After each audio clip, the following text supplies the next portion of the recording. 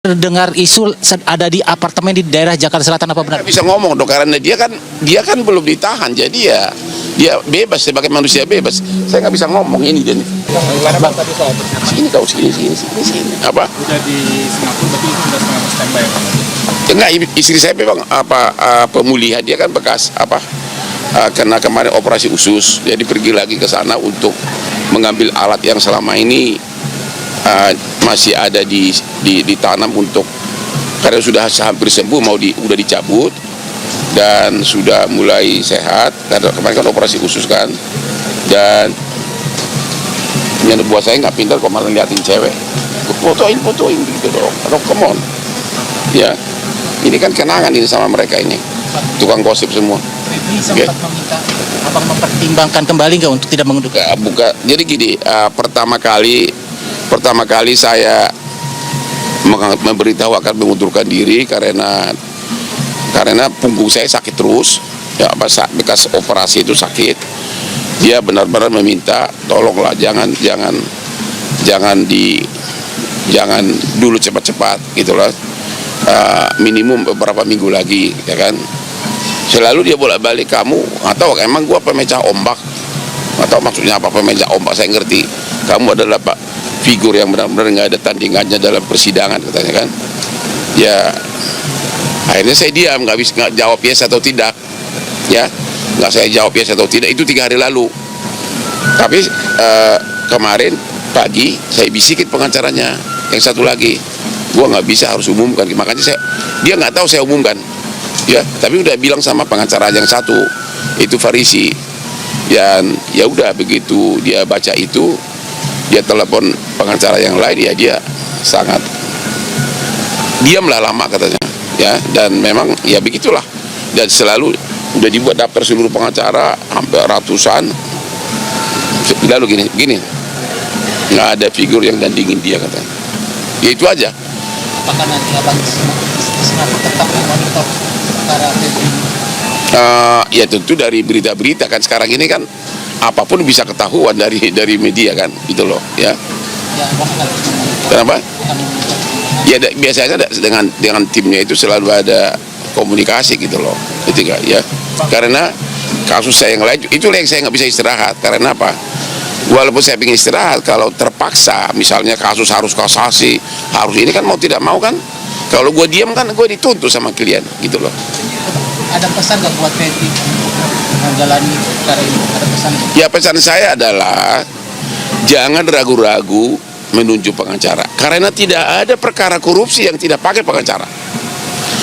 Jutaan sudah perkara korupsi, bahkan ada terdakwa yang memakai 10 pengacara.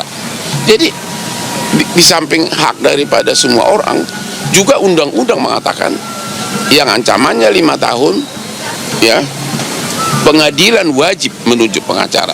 Anda di film-film Amerika, negara yang paling maju, kalau polisi lalai mengucapkan kau berhak menunjuk pengacara, itu perkara gugur di pengadilan, bahkan negara yang bayarin. Makanya saya nggak ngerti kenapa terlalu banyak kemunafikan di Indonesia, bahwa seolah-olah orang yang bermasalah hukum itu tidak boleh dibela.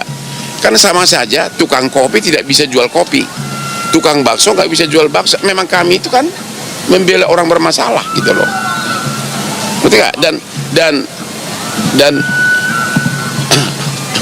yang lucunya lagi, di WA saya udah ratusan pengacara. Sodorin aku dong digantimu, sudah ratusan. Karena bagi semua pengacara itu yang lain-lain itu adalah kasus besar seperti ini, inilah di Amerika disebut the dream case. Dan saya 4 tahun jadi di kantor pengacara terbesar di Australia. Saya 20 tahun sama asing. Oke? Itu kira-kira. Abang sedih nggak sih Bang, sempat membela yang bisnis itu, dihujat banyak orang, sedih nggak sih Abang? Aku sudah terlalu sering dihujat kayak gitu, karena saya merasa saya tidak salah. Dulu waktu saya bela Teddy Minahasa, aku kurang apa lagi? Teddy Minahasa itu adalah calon jenderal polisi yang saya bela Teddy karena narkoba, bukan karena saya terima honor, karena dia waktu itu kan di Demi menjaga kesehatan dan kenyamanan bersama, dilarang keras merokok di seluruh area terminal bandara. Merokok hanya diperbolehkan di area merokok yang telah disediakan. Betul. Terima kasih. Dia, Your attention. kok kau dari pantat sih gitu? Ini IQ-nya ada nih. Lo di situ dong, gitu. Pintar kamu kan.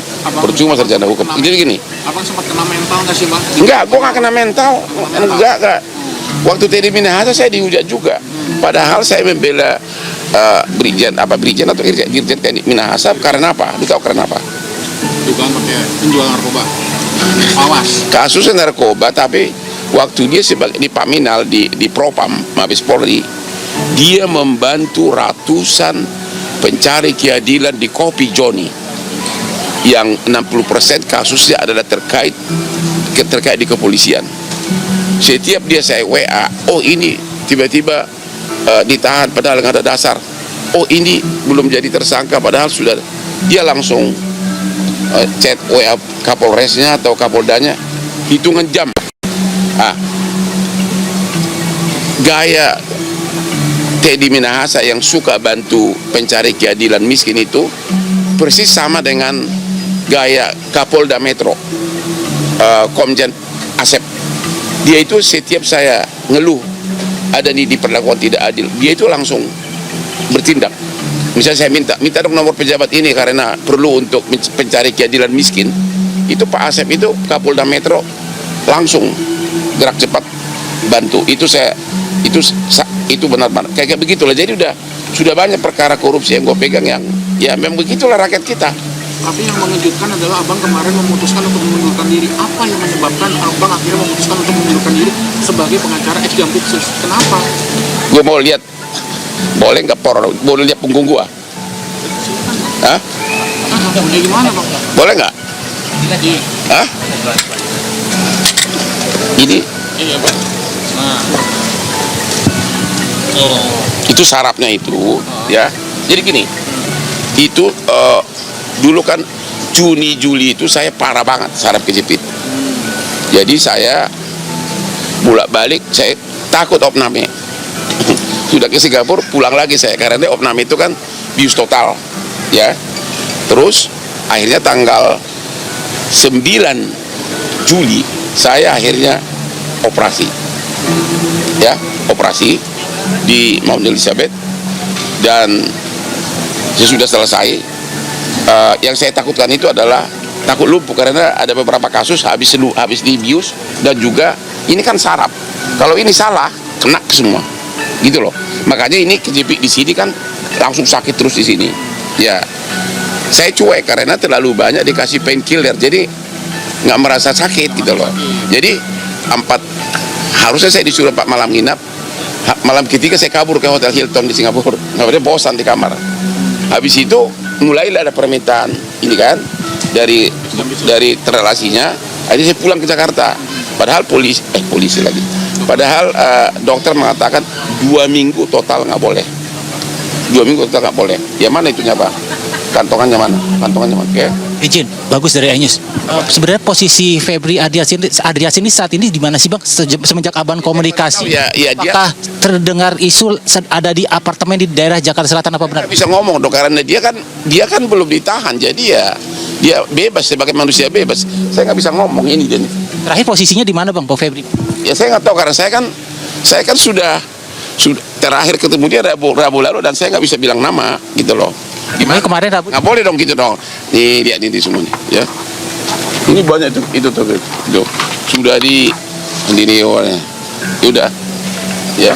Jadi bukan ya, bukan karena ada alasan lain ya.